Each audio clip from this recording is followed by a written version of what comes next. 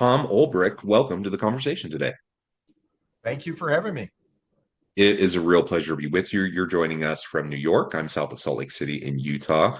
Today, we're going to be talking about leadership generally, but specifically the intersection between for-profit and nonprofit leadership within organizations and what that can look like and what that transition has looked like throughout your career and how you're dealing with that currently in your current situation.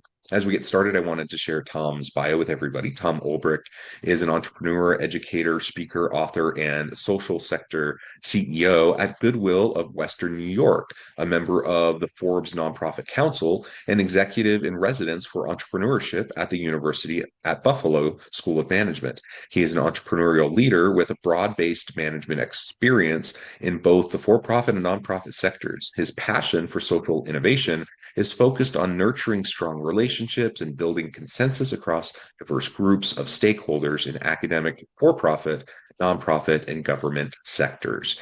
I really love everything about that. I do a lot of work in the social impact and social entrepreneurship space myself, and so I just love it anytime I have a chance to have these types of conversations because I think we need more cross-pollination in this area.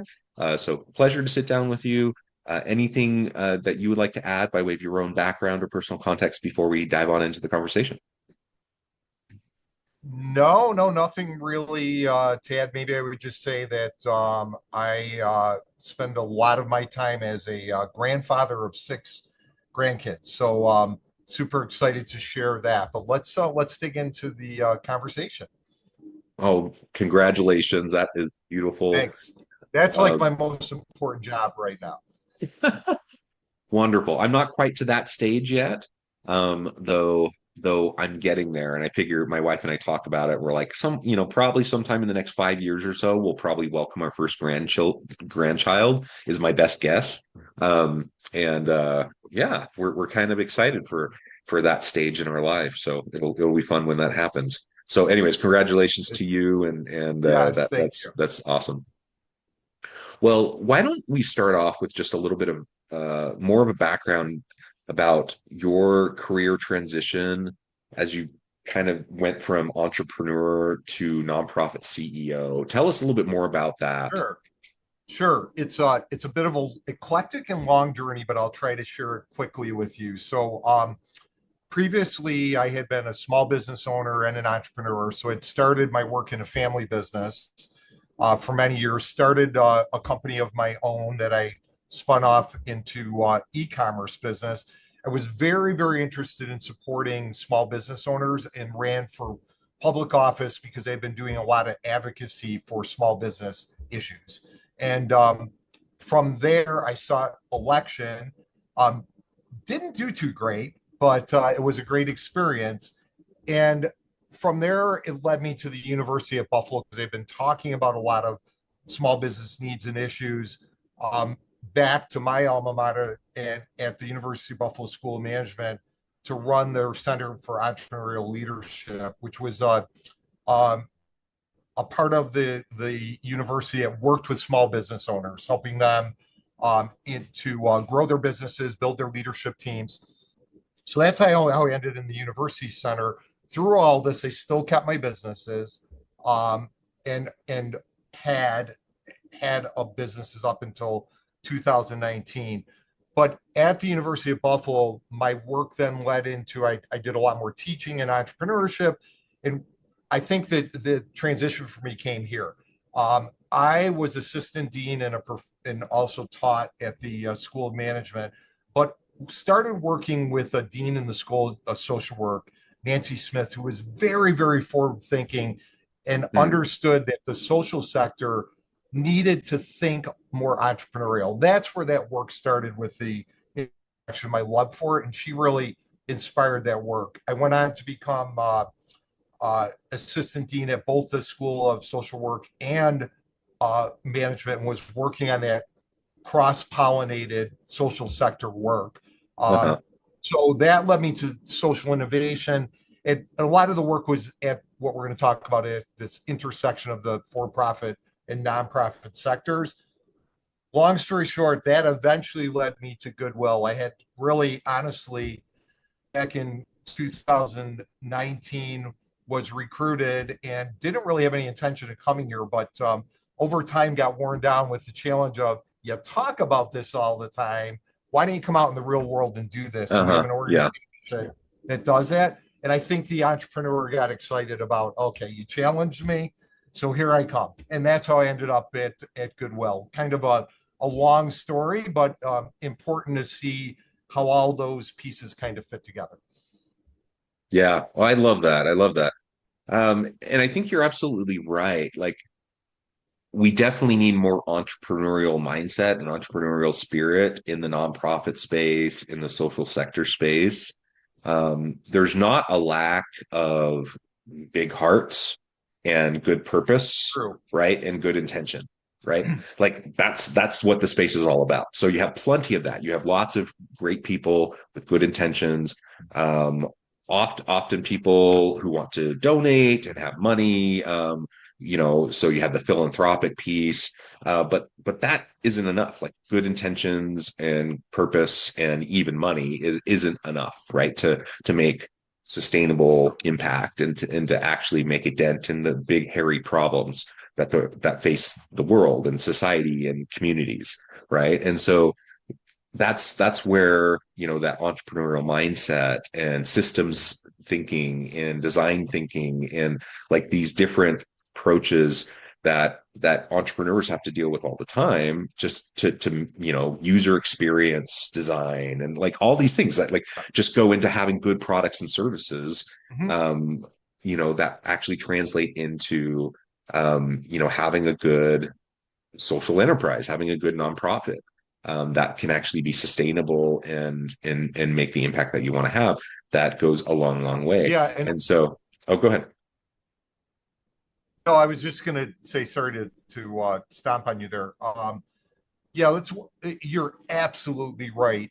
And today, the world is even more competitive. We're in this rapidly changing, exponentially changing technological world. There's a lot of pressure on nonprofits. Traditional funding is drying up.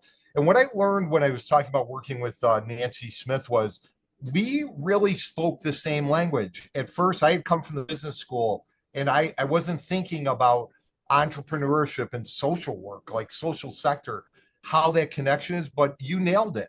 A lot of what being an entrepreneur is being a good nonprofit leader. You talked about systems thinking and problem solving and customer discovery in a sense. Those are skills of the entrepreneur. And I think another thing that I really aligns well in the nonprofit sector that you bring in from the entrepreneur is an iterative way of thinking. So there often nonprofits get stuck. We've always done it this way, and they go down this hard path of we're just going to continue down.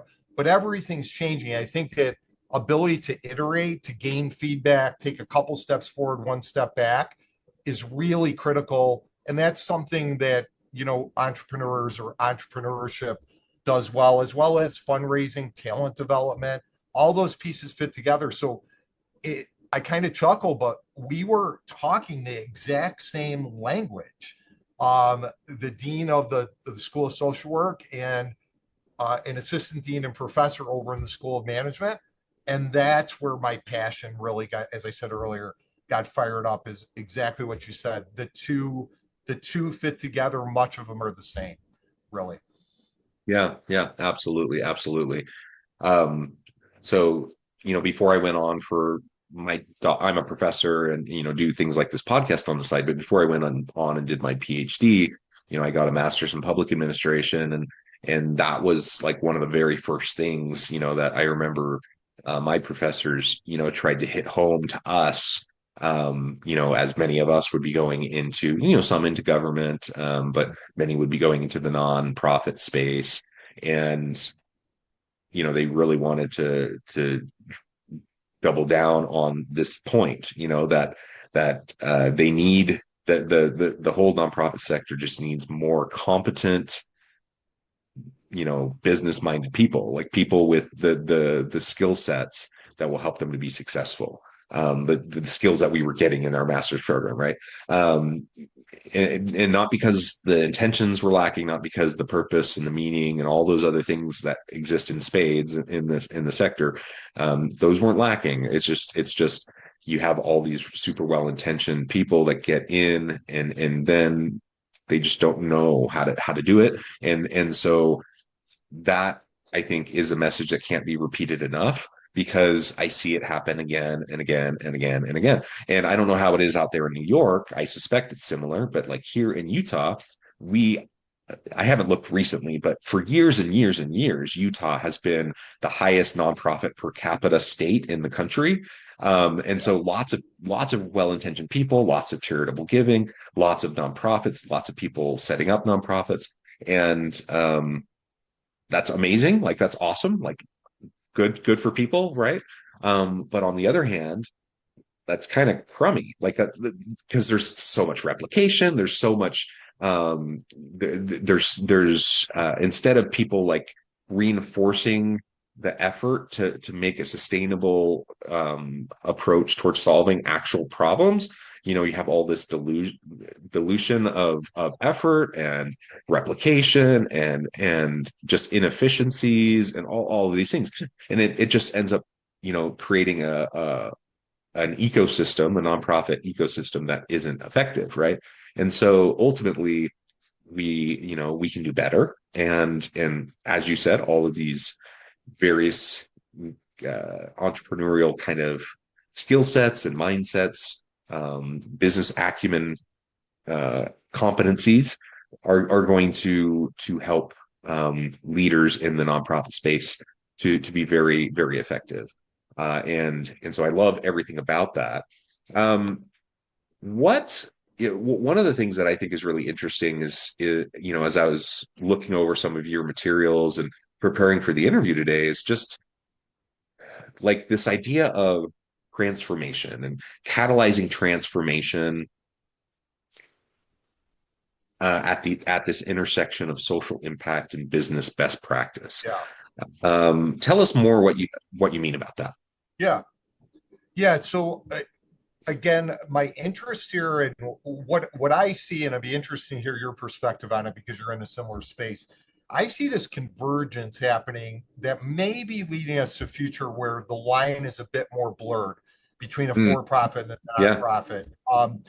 I'm thinking 50, 75, maybe 100 years from now, social entrepreneurship may be more the norm of business, because nonprofits are being forced to be more entrepreneurial and think about generating Yeah. revenue as grants dry up.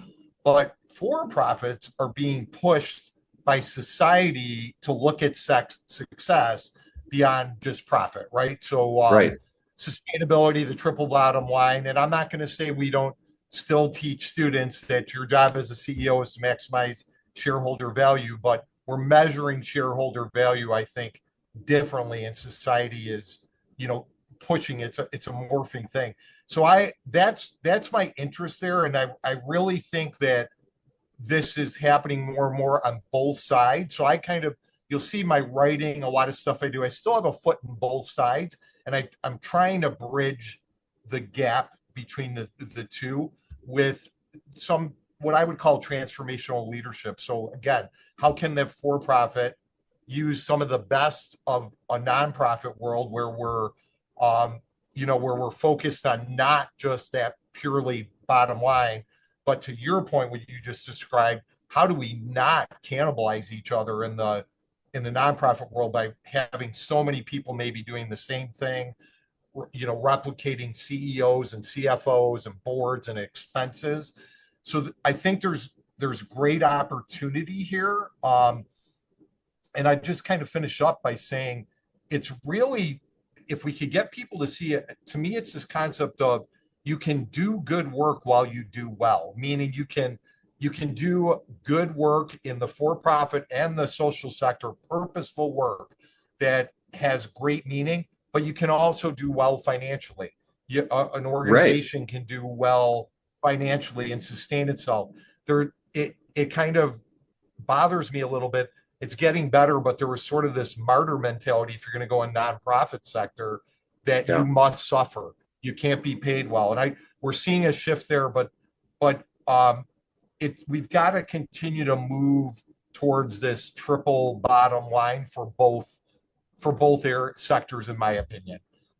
And I may be talking about economics that when it comes to the for-profit sector, that people will say you're insane, but I'm just watching society push us this way. The younger, especially the younger generations, demanding the change in the for-profit sector. Yeah, no, I agree. I think there's kind of this merging to the middle. And you're absolutely right. Younger millennial and Gen Z are kind of insisting on this move towards stakeholder capitalism, triple bottom line. And obviously there's like this movement towards B Corp and other efforts like that, right? And ESGs and such. And obviously there's the political pendulum kind of swings back and forth and it can be a little bit turbulent, but I would say generally speaking across the world, we're moving more towards more social responsibility around business, right? Certainly more than we were at 50 years ago or 100 years ago, for sure. And certainly younger generations are expecting more out of us and more out of business.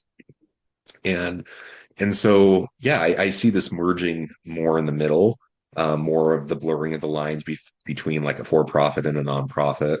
And and it doesn't need to be an either or. Like you can have in fact, you need to have like a sustainable, profitable nonprofit in order for it to meet its purpose and mission, right? Like if you have a nonprofit that can't actually uh, keep its doors open, then how is it actually serving anybody, right? You have to, I mean, and obviously it has a range of ways to bring in revenue. It can bring in donations, it can bring in grants, it can bring in, um, you know, other more traditional forms of revenue like a for-profit business would. And so it can diversify its approach, but it has to be able to do that and it has to be able to do that sustainably. Otherwise, it's not going to keep its doors open, just like a for-profit Yeah. business needs to. For-profit businesses can't exploit customers, environment, employees. People aren't going to put up with that, and so we have to find a way to just have a better model. Um, like I'm blanking on the name of the author, but the author of the book that came out, I don't know, maybe a decade ago, Donut Economics, is another really great example of a different mindset of how we can approach this. The bottom line is we don't have to feel like we're stuck in kind of the quote unquote traditional models of thinking about these kind of the dichotomous approach towards how this kind of system of this economic system functioned, and we can create the system that we want, and we can create an effective and responsible and sustainable system that benefits people, that benefits everybody. And I believe that. And I think that's kind of what you're talking about too. And I think that's slowly what we're Yeah. evolving towards, as we kind of meet towards the middle. So it'll be interesting to see how that continues to evolve over time. And of course, as I mentioned, there's political pendulum swings and there's back and forths and two steps forward, one step back, and all of that happens. And so sometimes it feels like you're gaining momentum and then losing momentum and whatever. But I would say if you take the long arc of history and you look at like how things are today versus how they were 50 years ago or 100 years ago, we're light years ahead, Oh yeah. today of like where things were 100 years ago. Yeah. And I suspect 50 years from now we're going to be so far ahead, then of where we are now. So there definitely continues to be progress. I think we definitely continue to move forward in a direction that ultimately is better for consumers, for workers, for the environment. So that triple bottom line that you're talking about ultimately is benefiting. We just need to continue to make those efforts. Yeah, and what's really interesting, as I'm listening to you, I was just thinking about for-profit, nonprofit sectors, and not for-profits that if your product isn't attractive to customer, there's a mechanism that is going to Yeah. end your company. That doesn't Yeah. tend to be as true in the nonprofit world, because often there's a series of donors or grants that will sometimes prop up something a little bit longer than it should, because there's some passion. So as I think about the future of this social sector intersection, I agree with you. I think sometimes if we look, we have lots of small nonprofits, and that's great. I'm not critical of that, but I think what we need are bigger visions um, uh, for solving these huge, challenging problems that we have in our world today. And I think a lot about what we should be thinking about is creating movements. And by a movement, I mean, something that happens when people join it because they have a sense of belonging. And they have this profound sense of mission that they want to support, but they also build the business around it to make it sustainable. So I think about, we build a movement when we belong, but sometimes in our sector, we get it backwards. We ask people to belong before they believe in what we're doing, before they're behaving within the parameters of what we're trying to build. Before, we often don't do all that work before we start with belonging instead of backwards. So I think that's the future of the sustainability of the nonprofit sector, is getting these big movements that people can get behind, and we can build the infrastructure around to make them successful in the longer term. Yeah, I think you're right. I think that's a really astute observation, and yeah, I think there's so much good happening now. There's so much more we need to do and more that needs to be done. Tom, this has been such a great conversation.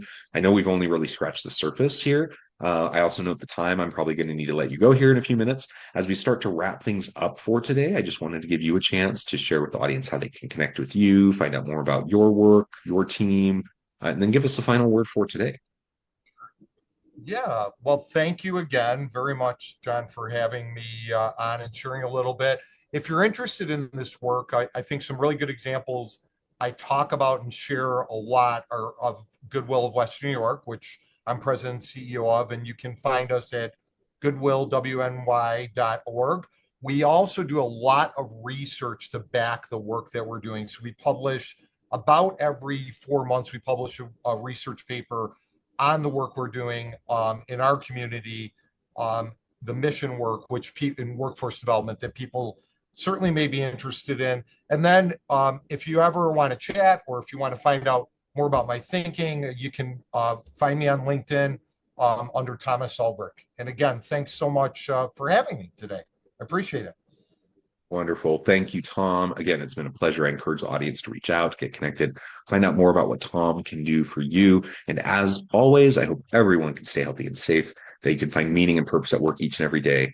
And I hope you all have a great week.